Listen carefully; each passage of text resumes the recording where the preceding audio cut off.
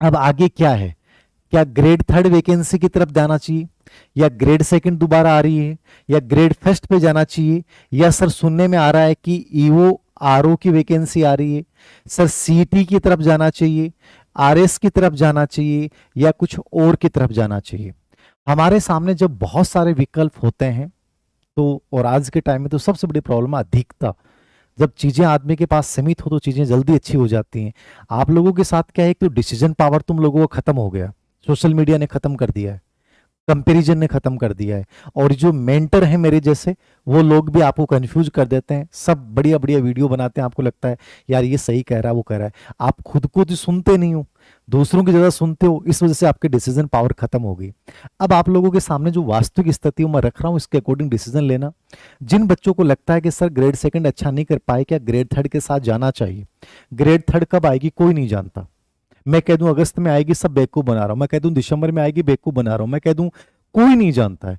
Grade third का भविष्य depend करता है डीपीसी पे। अब डीपीसी की प्रक्रिया लगभग सुनाई सितंबर में भी पॉसिबिलिटीज हैं कि सितंबर में इसका समाधान हो जाए।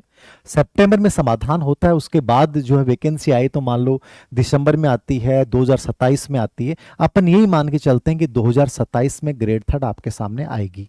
कितने पदों पे आएगी कोई नहीं जानता। हाँ, इससे पहले रीट पात्रता जो है वो हो सकती है, रीट पात्रता पहले हो जाएगी, मे बी ये 2026 में पात्रता हो जाएगी।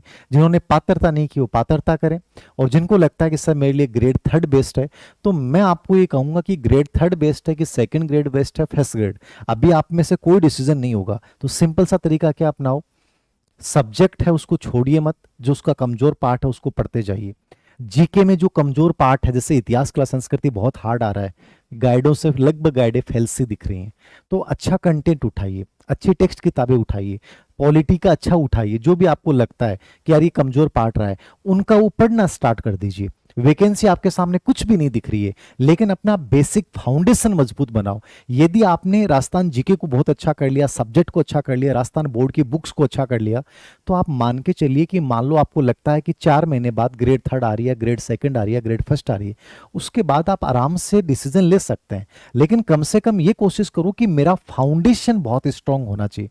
तो सबसे पहले बेसिक जो मेहनत करो ना, वो अपना सब्जेक्ट जीके या साइकोलॉजी टीचिंग मेथड जो पार्ट है, इनके अच्छे से नोट्स तैयार करो, इनको बढ़िया स्ट्रॉन्ग तैयार करो, कि जब भी, क्योंकि ये सब में आता है, ग्रेड थर्ड में भी आता है, ग्रेड सेकंड में भी आता है, ग्रेड फर्स्ट में भी आता है, तो लगभग में आता है, तो इसको अच्छे से तैयार कर लें, उसके बाद डिसीजन लें। बाकी वैकेंसी 100% मैं कह रहा हूं ग्रेड थर्ड आएगी। कितनी आएगी कोई नहीं जानता, कब आएगी कोई नहीं जानता, लेकिन हमेशा याद रखो, एक तैयारी करने वाला बच्चा ये नहीं सोचता कि कितना टाइम मिलेगा, वो ये सोचता है कि मुझे इतना टाइम चाहिए कि मैं कंटेंट का कम से कम 20 बार रिवीजन कर पाऊं। तो आप ये अभी मान के चलोगे कि कभी भी वैकेंसी आ सकती है, मुझे 20 बार रिवाइज करना है, और इसके अलावा कुछ नहीं सोचना, कौन क्या कह रहा है भाड़ में जाने दो। ग्रेड सेकंड सर आएगी कि नहीं आएगी, 100% आएगी। स्टाफिंग पैटर्न में लगभग नए पद मिल रहे हैं, ऑलरेडी इसके सबसे अधिक पद यदि वर्तमान में खाली हैं तो ग्रेड सेकंड के हैं। इस पद में जो 400 450 पद अधिशेष रह गए वो, प्लस मुझे लगता है जैसे पेपर बहुत हार्ड आया, जैसे गणित का सेकंड ग्रेड का पेपर बहुत हार्ड आया। अब जो कुछ पेपर होते हैं गणित में, सब्जेक्ट में 40% जिस बच्चे के बन जाते हैं उसका सिलेक्शन हो जाता है, पेपर ही इतना हार्ड आया। एसएसटी का बहुत हार्ड आया, ठीक है। साइंस में भी ये स्थिति होती है कि 45 से 50% जिसके सब्जेक्ट में आ जाते हैं, फर्स्ट पेपर क्वालिफाई है तो वो सेकंड ग्रेड टीचर बन जाता है। तो ये कट ऑफ्स में तो जाना नहीं चाहिए आपको। आप ये कोशिश करो कि आपका यदि 60% पेपर कवर हो रहा है तो आपका मतलब आप सिलेक्शन की दौड़ में है। लेकिन सिलेक्शन तब तक मत मानिए जब तक आप स्कूल में ज्वाइन नहीं कर लें, तब तक किताबों को मत छोड़िए, ये मेरी ईमानदारी वाली राय है। आपका यदि बहुत अच्छा पेपर हुआ तब भी किताबों को मत छोड़िए, कुछ ना कुछ करते रहिए, लगे रहिए। ओवर थिंकिंग करने से अच्छा है आप अपनी एज कम कर रहे हो, तो बेटर है एक्शन लेते रहो, पढ़ते रहो, नई चीजें बनाते रहो। तो कितने नंबर आए हैं क्या आए हैं इन सब से हटकर अब बेटर क्या कर सकते हो। सेकंड ग्रेड की वैकेंसी 100% आएंगी, कितनी आएंगी कोई नहीं जानता, मैं बता दूं 5,000 7,000 कोई नहीं जानता, आएंगी 100% है। अब ये कब आएंगी, मे बी 2027 के बजट में ये हो सकता है वैकेंसी आ जाए। तो जो बच्चे सेकंड ग्रेड को लेकर है कि मुझे सेकंड ग्रेड ही करना है, तो उसको छोड़ना नहीं चाहिए, इसकी कमजोरियों पे वर्क करें, अच्छे से मेहनत करें, आने वाला पेपर और अच्छा लेवल का आएगा। ग्रेड फर्स्ट में सबसे अधिक पद स्टाफिंग पैटर्न में जुड़ रहे हैं, ठीक है। स्टाफिंग पैटर्न में जुड़ रहे हैं, क्योंकि अब ग्रेड सेकंड में तो जैसे सीनियर स्कूलों में तो क्या है कि एसएसटी वाला पद लगभग समाप्त सा ही हो गया, क्योंकि स्कूल पॉलिटिकल हिस्ट्री वाला पढ़ा देगा, ये स्थितियां हो रही हैं। तो ग्रेड फर्स्ट की स्टाफिंग पैटर्न में सबसे अधिक पद बढ़ रहे हैं। तो जो ग्रेड फर्स्ट के लिए एलिजिबल हैं वो सोचें कि ग्रेड फर्स्ट 2027 में आएगा। मालूम फरवरी में बजट आता है, मार्च अप्रैल कभी भी विज्ञापन आए, 27 में लास्ट में जाके एग्जाम हो जाती है। तो आप ये मान के चलिए कि 27 आपके लिए इंपॉर्टेंट है, लेकिन उससे पहले मेहनत आपको 26 में करनी पड़ेगी। फाउंडेशन आपको 26 में तैयार करना पड़ेगा, गजब की मेहनत यहां करनी पड़ेगी, तब जाके आप एग्जाम दे पाओगे। तो तीनों ही भर्तियां आपके सामने आएंगी, कब आएंगी कितनी आएंगी कोई नहीं जानता, ये सिर्फ अफवाहें हैं। तो मैं मानता हूं यदि शिक्षक भर्ती के प्रति सिंसियर हो तो इनमें से किसी एक को चुनिए, या इनमें से किसी एक को भी ना चुनिए तो अपना फाउंडेशन पे ध्यान दो, अपना बेसिक पूरा का पूरा शानदार तैयार करें। किसी कोचिंग पे डिपेंड रहने की आवश्यकता नहीं है, कोई बैच चाहे ज्वाइन करें या नहीं करें। मैं कहता हूं अच्छी किताबें, अच्छी प्रैक्टिस करें, अच्छी कोई टेस्ट सीरीज ज्वाइन करें और बढ़िया तरीके से एनालिसिस करते हुए बढ़िए। एक अच्छे मेंटरशिप प्रोग्राम, मैं भी एक कोशिश कर रहा हूं कि इस बार एक अच्छा मेंटरशिप प्रोग्राम आप लोगों के लेके आऊं, जहां कम से कम आपको एक अच्छी चीजें बताई जाएं कि ये चीजें करनी है नहीं करनी है। आधे कंफ्यूजन तो आपको ये नहीं पता होता मुझे पढ़ना क्या है। ऐसे ही कई बच्चे कहते हैं सर ईओआरओ की वैकेंसी आएगी क्या? अभी ईओआरओ की वैकेंसी आती है तो भी कितनी आती है? बहुत कम आती है। ईओआरओ का एक माहौल चल रहा है और मैं कहूंगा ईओआरओ की वैकेंसी आई नहीं है। क्या बनेगी संभावना, सिलेबस चेंज होगा, कोई नहीं जानता है। जो ईओआरओ के ऊपर बच्चे उम्मीद लगा के बैठेंगे ईओआरओ ही करूं, मैं कहता हूं उनको पहले आरएस की करनी चाहिए। यदि वो आरएस प्री की प्रिपरेशन करते हैं तो ईओआरओ की ऑटोमेटिक हो जाती है। आरएस प्री की करते हैं तो आपको बाकी भर्तियों की सीईटी वगैरह इन सब की तैयारी हो रही है। आरएस की तैयारी करने वाला बच्चा लगभग ईओआरओ में सिलेक्ट होता है। सब नगर पालिका वाले तो डिफरेंट बचेगा, बाकी तो यही है। तो आप ईओआरओ की वैकेंसी आई नहीं है, आरएस प्री की डेट आ चुकी है, तो बेटर ये है कि आपको आरएस की करनी चाहिए, ना कि ईओआरओ के कोर्स खरीद के बैठ जाओ। ये तो कोचिंग वालों का तो काम है, हम लोगों का तो काम यही है कि ईओआरओ की भर्ती आ रही है, ले लो कोर्स ले लो कोर्स। अरे नहीं, दिमाग ये लगाओ कि यदि मैं आरएस की करता हूं तो क्या पता आरएस भी हो रही है, और आरएस की हो रही है तो ईओआरओ की ऑटोमेटिक हो रही है। तो वो चीज पे खेलो ना जो सामने अभी आई नहीं, उससे पहले कोचिंग वाले माहौल बना देते हैं और आप उलझ जाते हो। तो बेटर है इसकी करो, इसके साथ ऑटोमेटिक इसकी हो जाएगी। कि बच्चे सीईटी दें कि नहीं दें। सीईटी यदि आपको लगता है मुझे दिनेश सेवा चयन बोर्ड की उन भर्तियों को देना है तो आप दीजिए, और आपको लगता है नहीं मुझे टीचर के अलावा सोचना नहीं है तो सीमित विकल्प के साथ जाना बेटर है। बाकी सीईटी का फॉर्म जरूर भरिए, और हो सकता है आप यदि फाउंडेशन तैयार कर लेते हो सीईटी आपकी वैसे ही हो जाती है, दोनों दीजिए, हो जाएंगी ऐसे ही। क्योंकि कॉन्फिडेंस ज्यादा आता है जब आप तैयारी नहीं करते हो चीज की, तो ज्यादा अच्छा पेपर होता है। ऐसे ही आरएस वाला मैंने बताया कि जिनको लगता है कि ऑलरेडी जॉब में है और जिनको लगता है कि आरएस का सिलेबस मेरे अनुकूल है तो इसकी तैयारी कीजिए। सिंपल सी बात होती है, जब कोई चीज का डिसीजन लेना होता है सबसे पहले अपने इंट्यूशन को सुनिए, भगवान की आवाज होती है, उससे अच्छा कुछ भी नहीं हो सकता। आपको खुद को पता चल जाएगा कि मेरे लिए सबसे बेटर क्या है। पहले उस आवाज को लिखिए कि मुझे लगता है कि मुझे इसकी तैयारी करनी चाहिए। फिर आप देखिए कि यार मुझे इसकी क्यों करनी चाहिए, पॉजिटिव पक्ष क्या है, नेगेटिव पक्ष क्या है। पॉजिटिव पक्ष ज्यादा आते हैं, 60% से ज्यादा आ रहे हैं, इसका मतलब आपके लिए वो सबसे अनुकूल है। मेरी राय माने नहीं माने, उस पॉजिटिव डिसीजन को सुनिए, अपने इंट्यूशन को सुनिए। भगवान आपको 4 अवसर देता है, ये 4 अवसर यदि गंवा दिए 5वां नहीं मिलेगा। इन 4 अवसरों को ढंग से पहचानिए कि मेरे लिए सबसे बेस्ट क्या हो सकता है। तो पहले उसका एनालिसिस करो, उसके बाद एक डिसीजन लो, और डिसीजन लेने के बाद उस डिसीजन को सही साबित करने के लिए अपनी पूरी ऊर्जा झोंक दो। ये ही डिसीजन लेने का और उसको सही साबित करने का तरीका है, बाकी कोई तरीका नहीं है। जितने यूट्यूब पे वीडियो देखोगे, जितने लोगों से बातचीत करोगे, उतने ही कंफ्यूजन बढ़ते जाएंगे। खुद को लगने लग जाएगा यार मैं करूं किसकी। कोई कहेगा ग्रेड 3 कर, कोई कहेगा ग्रेड 2 कर। मतलब मैंने ऐसे बच्चों को देखा है जिनका क्या किसकी तैयारी करो, ईओआरओ की। मैंने कहा कब वैकेंसी आई? बोले सर वैकेंसी आने वाली है बस, और हमने तो कोर्स ले लिया। मैंने कहा सिलेबस चेंज हो गया तो बोले वो क्या दिक्कत है सर। मतलब बिना भर्ती के आप तैयारी करना स्टार्ट कर देते हो।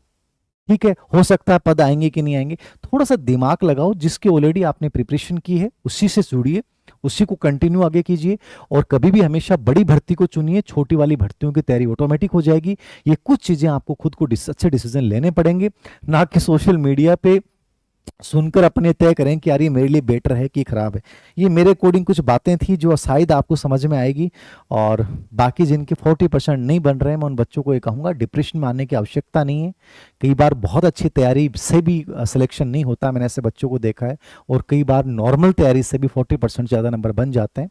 क्यों नहीं बने, उनका कारणों को खोज कीजिए और दोबारा से जुड़ जाइए, क्या पता आपके लिए बढ़िया हो। कई बार खराब से खराब हो जाना, उसमें भी कुछ ना कुछ अच्छा संकेत छुपा होता है ईश्वरीय। तो उस चीज को मान के उसको छोड़िए मत कि घर वालों ने कह दिया बेटा कुछ नहीं होना, तेरी किस्मत बहुत खराब है। ये सब बकवास कॉन्सेप्ट है। मैं फिर कह रहा हूँ, मेहनत को जारी रखिए, चाहे जितनी खराब हालात हो, 4 घंटे पढ़ा जाए, 5 घंटे पढ़ा जाए, चाहे जॉब करना पड़े, लेकिन यदि आपने 4 या 5 साल किसी भर्ती को दिए हैं तो मेरे अनुसार उसको छोड़ देना बीच रास्ते में ये सबसे अधिक मूर्खता होगी। थोड़ा सा दिमाग लगाओगे, चीजें बड़ी आसान हो जाएंगी। खुद पे विश्वास रखिए, 100% बहुत बेटर कर पाओगे। बेटा मैंने इतनी क्लासें यूट्यूब पे डाल रखी हैं, रीट परी हो जाएगी। बाकी रीट परी की जो बुक है वो मैं अभी अपडेट करूंगा अगले वीक में, तो आ जाएगी रीट परी की, रीट परी प्लस ग्रेड थर्ड ग्रेड। समग्र मनोविज्ञान आ चुकी है, ग्रेड थर्ड और रीट की किताब अलग से आ जाएगी। बेटा कब आएगी कोई नहीं जानता, मैंने कहा 2027 में आपके सामने तीनों वैकेंसियां होंगी, ये मान के चलिए। और मैं हर बार कहता हूँ, हर बार बच्चे कमेंट करते हैं सर आपको तो कोर्स बेचना है इसलिए आप ये बोलते हो। मैं कहता हूँ फिर भी हर साल वैकेंसी आ रही है। फिर कह रहा हूँ 27 में तीनों वैकेंसी आपके सामने होंगी। जिस बच्चे में दम होगा वो ले जाएगा, और बाकी रोते रहना मेरी आलोचना करके या किसी कोचिंग वाले की आलोचना करके, कुछ नहीं बटने वाला। मैं यहां आ रहा हूं तो हो सकता है मेरा उद्देश्य कोर्स बेचना हो, समझ रहे। हर टीचर कोर्स डालता है, बेचता है। आप उस चीज पे क्यों ध्यान देते हो, उसका कोर्स क्यों लेते हो? आप ये देखो कि उसकी जो काम की बात है वो सुन ली और उसको अप्लाई कर दिया, इससे जरूरी है। बेटा कोई सेफ स्कोर नहीं होता, आपको पता है। सेफ स्कोर ये है कि जिसका 60% बन रहा है वो सेफ स्कोर अपन मान ले, लेकिन गारंटी नहीं है 60% पे भी हो जाए। जब तक स्कूल में ज्वाइनिंग नहीं मिल जाए तब तक कोई सेफ स्कोर नहीं होता है। जब तक स्कूल में ज्वाइन नहीं कर लो कोई सेफ स्कोर नहीं है। ये सब बकवास बातें, 70% पे हो जाएगा। मैं कहता हूं जिस दिन स्कूल ज्वाइन कर लो तब किताबों को छोड़ देना, और जिस दिन स्कूल ज्वाइन नहीं करो ना तब तक इन किताबों को पढ़ते रहो, चाहे कितनी मेहनत करनी पड़े। छोड़ो मत। आपने यदि 10 दिन भी छोड़ देना किताब को तो आपकी जो 1 साल की मेहनत है वो खराब हो जाएगी। 1 दिन 2 दिन चलो आप रेस्ट कर लिए, घूम के आ गए, कोई दिक्कत नहीं है, लेकिन उन पे लगे रहो, मेहनत करते रहो, ये सबसे जरूरी है। जब तक ज्वाइनिंग नहीं हो जाए किताबों को नहीं छोड़ना। यदि सच में आपका जॉब आपकी प्रायोरिटी है, आपकी और प्रायोरिटी है बिजनेस, आपका बैकग्राउंड अच्छा है तो अलग चीज़ है। बाकी मैं तो ये कहूँगा कि मतलब मेहनत करना मत छोड़िए, और जब तक स्कूल पे पहुंच नहीं जाओ तब तक कुछ ना कुछ करते रहो। और ओवर थिंकिंग का समाधान एक्शन होता है, और एक्शन आपको लेने पड़ेंगे। ओके बेटा कितनी सीटें आएंगी कोई नहीं जानता, मैंने कहा डीपीसी पे डिपेंड करेगा। 10 से 15 हज़ार सीटें ग्रेड थर्ड में अपन अनुमान करते हैं। ग्रेड सेकंड में अच्छी वैकेंसी है, ग्रेड फर्स्ट में बहुत शानदार भर्ती देखने को मिल सकती है।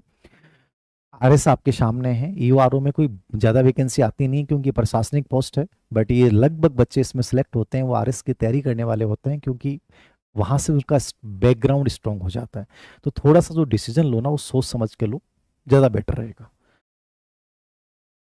बेटा आ जाएगी बुक, काम कर रहा हूँ थोड़ा सा। ग्रेड सेकंड के भी जो पेपर हुए हैं मुझे कुछ कोई बिंदु मुझे लगा कि बहुत अच्छा पूछा गया है, तो मुझे लगेगा मैं इसके अकॉर्डिंग और नई चीज़ें क्या करूँ, तो उसके अकॉर्डिंग अपडेट कर दूंगा, अगले वीक तक मैं निकाल दूंगा, ठीक है। ओके मेरे अकॉर्डिंग मैंने आपको एक कॉन्फ्लिक्ट से निकालने का प्रयास किया है, बाकी तो ये आपके ऊपर डिपेंड करेगा कि आप कितनी जल्दी डिसीजन लेते हैं। सिंपल सा तरीका ये है, आपको कुछ भी नहीं दिख रहा है तो एक ही काम करना है, सिर्फ किताबें उठाओ, सब्जेक्ट अपना तैयार कर लो अच्छे से राजस्थान बोर्ड की बुक्स को लेकर। जीके में जो सबसे कमजोर पार्ट है वहां से दोबारा से स्टार्ट करो, थोड़ा गाइडों को छोड़ो, अच्छे लेवल की टेस्ट किताब पढ़ो। आपको लगता है साइकोलॉजी अच्छा नहीं कर पाया तो साइकोलॉजी में थोड़ा सा अच्छा मेहनत करो, समझने की कोशिश करो, आने वाले टाइम में ऑल अप्लाइड आएगा।